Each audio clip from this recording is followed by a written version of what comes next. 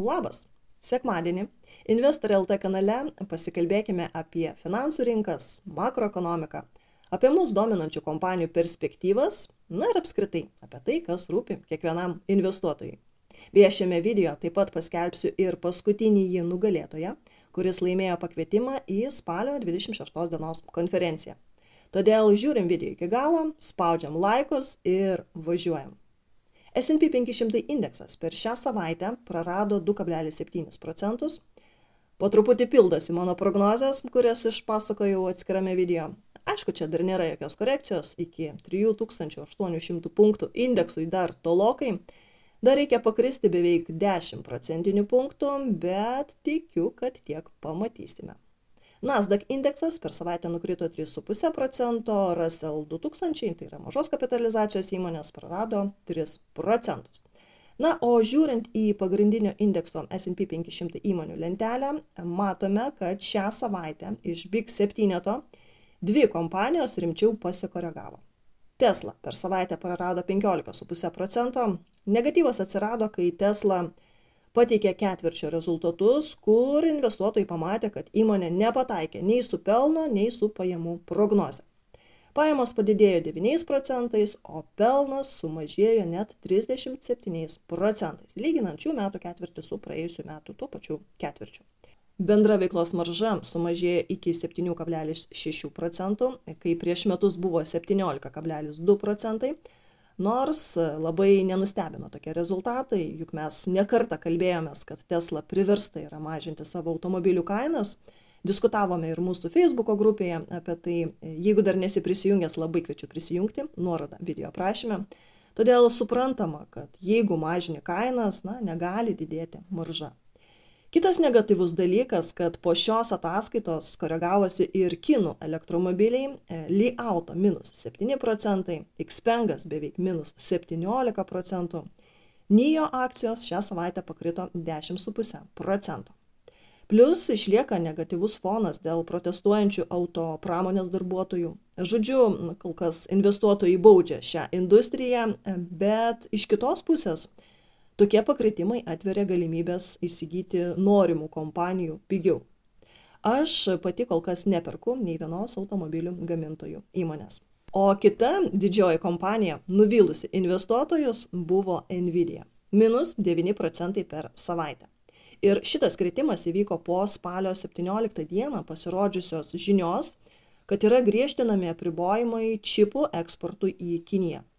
JAV prekybos departamentas artimiausiomis savaitėmis planuoja uždrausti aukštųjų technologijų čipų eksportą į Kiniją, būtent tų čipų, kurie reikalingi dirbtinio intelekto technologijoms. Ir būtent draudžiama eksportuoti Nvidia sukurtus čipus, kurie buvo specialiai kurti parduoti Kinijos rinkai.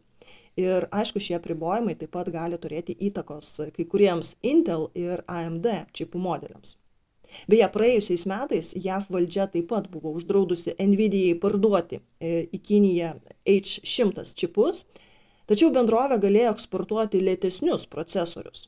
Na, o dabar, matydami, kokiais tempais vystosi Kinijos technologijos, JAV valdžia planuoja dar labiau apriboti puslaidininkių gamybos įrangos eksportą į Kiniją. Todėl šiame fone koregavosi ne tik Nvidia, bet ir kitos semiconductors kompanijos. Tuo tarpu Apple kompanija per šią savaitę pasikoregavo kiek daugiau nei 3%. Pradžioje dėl to, kad buvo silpni 15 iPhone pardavimai Kinijoje, dėl to Timas Kukas antrą kartą šiais metais skrido į Kiniją, matydamas, kad iPhone praranda rinkos dalį Kinijoje, ir netgi užleido lyderio pozicijas Huawei. O problemų su 15 iPhone tikrai buvo nemažai. Pamenate, pradžioje vartotojai skundėsi, kad labai kaista naujasis modelis, tada, kad korpusas ir ekranas yra gerokai trapesni nei ankstesnieji modeliai. Na, žodžiu, čia ko gero galime laukti prastos ketvirčio ataskaitos. Tai pasižiūrėsime lapkričio 2 dieną. O kitą savaitę atsiskaitinės, kaip matome, Coca-Cola, Verizon, RTX, 3M, Spotify, NextEra Energy. Taip pat gigantai iš Big 7, Microsoftas, Alphabet, Meta, Amazon, ir daugelis kitų mums žinomų vardų. Šią savaitę gigantas Netflixas paaugo dar 12,7%, po to, kai pranešė apie 8,76 milijonų abonentų augimą. Toks augimas gerokai viršijo lūkesčius, nes buvo tikimasi tik 5,49 milijonų, plus įmonė lengvai padidino prenumeratos kainas, nes kai toks reikšmingas klientų skaičiaus augimas, būtų keista, jeigu tas neatsispindėtų ketvirčio rezultatuose. Taip pat atsiskaitė ir didieji JAV bankai Goldman Sachs, Bank of America. Jie kaip ir dauguma kitų didžiųjų JAV bankų pasinaudojo JAV federalinio rezervo palūkanų normų augimu, tačiau Goldman Sachs pranešė apie didelius nurašymus susijusius su Green Sky Fintech verslu ir investicijomis į nekilnojamąjį turtą. Taip pat Goldman Sachs pranešė apie pelno kritimą 8 ketvirtį iš eilės, bet pelno nuosmukis buvo mažesnis nei analitikų lūkesčiai.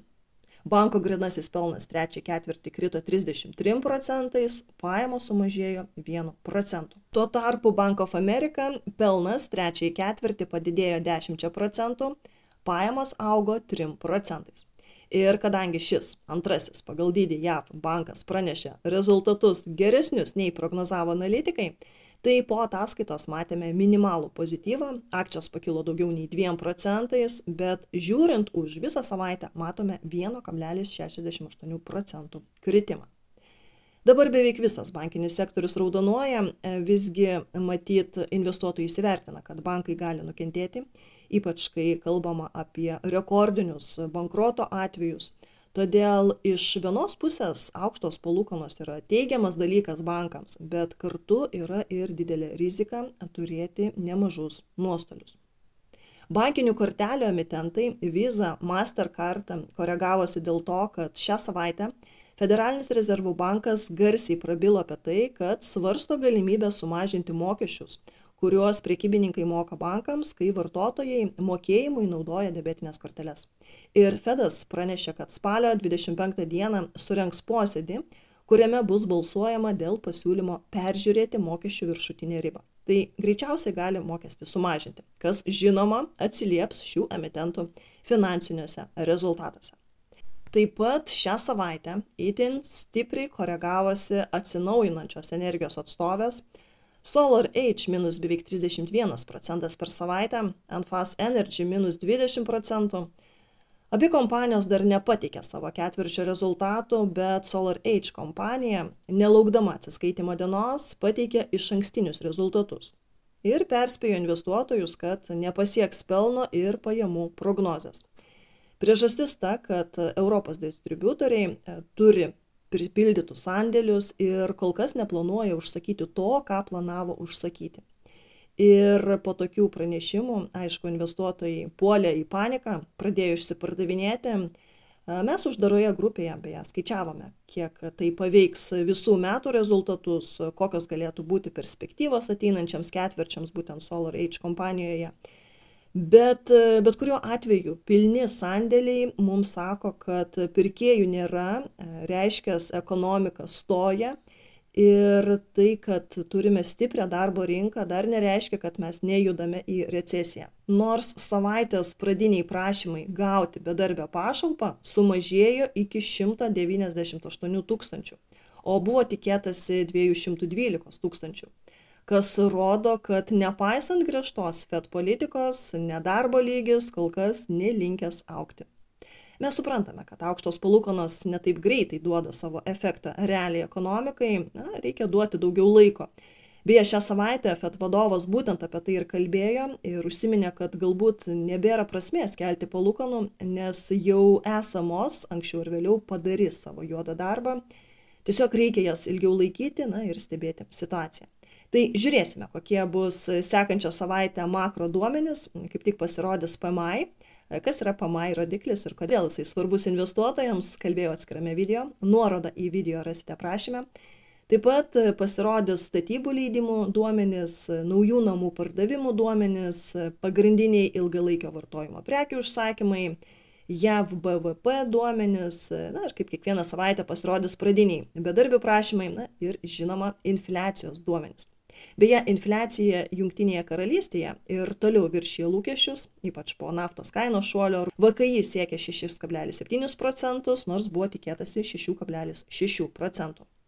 Eurozonos VKI už rugsėjį lyginant mėnesius prieaugis yra 0,3%, o lyginant metinius rodiklius infliacijos augimas yra 4,3%, kas iš esmės atitiko lūkesčius. Todėl žiūrėsime, kokie rezultatai bus JAV. Čia vis dar didžiulė bėda ne tik infliacija, bet ir biudžeto deficitas ir auganti valstybės skola, nes JAV nacionalinės skolos lygis jau viršijo 33,5 trilijonus dolerių, o infliacijai dar toli gražu iki 2%. Ir suprantame, kad kylančios palūkanos arba aukštos palūkanų normos išprovokuos dar didesnį šalies skolos ir biudžeto deficito augimą. Ir aišku, nerimo yra stebint, kas vyksta su JAV obligacijomis, jų kaina krenta, pajamingumas auga, praktiškai nedaug lieka iki palūkanų normos dydžio, visgi pasiekti 5%, kas yra aukščiausia grąža nuo 2007 metų. Todėl, kai taip išparduodamos obligacijos, tikrai kažkiek nerimo yra, bet aš savo statymo laikausi, tik šalia ilgalaikių JAV obligacijų ETF pirkau ir trumpalaikių. Ir tikiuosi, kad jos pirmosios ir atšoks nuo dabartinių dugnų. Nors, žinoma, jeigu palūkanos dar bus keliamos, tai obligacijos toliau bus išparduodamos, ir dar kokių 5% korekcija žemyn tikrai gali būti. Pagyvensim, pamatysim. Kitas įdomus momentas šią savaitę buvo tai, aišku, bitkoino judėjimas. Matome grafike, kaip šią savaitę pakilo 5%. Pirmadienį buvo netikėtas šuolis į viršų ir pasiekta 30 tūkstančių dolerių riba. Ir toks krytis dėl to, kad pasirodė gandai, kad SECas patvirtino bitkoino ETF. Tačiau labai greitai buvo paneigti šie gandai, tą matome, kokia buvo pirmadienio žvakė. Ir investuotojai dalinosi juokingais gifais, kaip visą tai vizualiai atrodė. Tačiau nepaisant to momentinio išsipardavimo, bitkoinas pademonstravo išties puikų tolimesnį judėjimą. Ir vis dažniau kalbama, kad bent keli pateikti bitkoino ETF-ai tikrai bus patvirtinti iki kitų metų pirmo ketvirčio pabaigos. Pasižiūrėsime, kaip ten bus, nes tokio ETF-o patvirtinimas lems kriptovaliutų kainų augimą, o kartu su kriptovaliutomis kils ir tokių kompanijų akcijos kaip MicroStrategy, Coinbase Global, Marathon Digital ir panašiai. Todėl tikrai tampa įdomu. O dabar trumpam atsikvėpkime ir pasveikinkime laimėtoją. Pakvietimą į konferenciją laimėjo Rasa Milasauskienė 6907. Skaitau taip, kaip parašyta. Miela laimėtoja, jums aš parašiau komentarą ir laukiu iš jūsų laiško. Norinčių laimėti buvo tikrai labai daug, todėl išties sveikinu jūs, jums tikrai pasisekė. O kas nelaimėjote, nenusiminkite, su nuolaidos kodu Investorė 15 galite įsigyti bilietą su 15% nuolaida. Ir pabaigai jūsų pamėgtos Blitz naujienos. Kompanija Pfizer šią savaitę koregavosi, nes ji sumažino pajamų ir pelno prognozę 2023 metams. Taip pat jis sumažino Paxlovid vaistų nuo COVID pardavimo prognozę ant 7 milijardų dolerių, nes kompanija nustatė, kad šių vaistų 5 dienų kursas kainuos $1400. Tai matyt suprantama, kad didelės paklausos nebus, nors pamenate, pradžioje kompanija labai didžiavosi šiais vaistais ir tikėjosi, kad jie bus labai perkami. Judėkime toliau. Sony derasi dėl Disney verslo įsigijimo Indijoje. Microsoftas pagaliau įsigijo Activision Blizzard už 69 milijardus. Google'as šią savaitę pristatė funkciją, leidžiančią generuoti vaizdą pagal tekstinį aprašymą. Blogėjant situacijai artimuosiuose rytuose, Brent tipo nafta brangsta. Šiuo metu kaina yra daugiau nei $92 už barelį. Kompanija Lululemon Athletica, tikeris Lulu, momente pakilo 5%, kai kompanijos akcijos buvo įtrauktos į S&P 500 indeksą. Bet žiūrint visos savaitės rezultatus, tai ji prarado visą tą augimą ir savaitę uždarė su 1,7% nuostoliu. O štai Coca-Cola planuoja 2024 metais pristatyti mūsų teismui naują alkoholinį kokteilį, kuris bus gaminamas iš spraito ir degtinės. Tai buvo viskas, ką jums parašiau šiandien. Ačiū Jums, kad buvote kartu. Linkiu gražaus likusio savaitgalio ir sėkmingos ateinančios savaitės. Iki.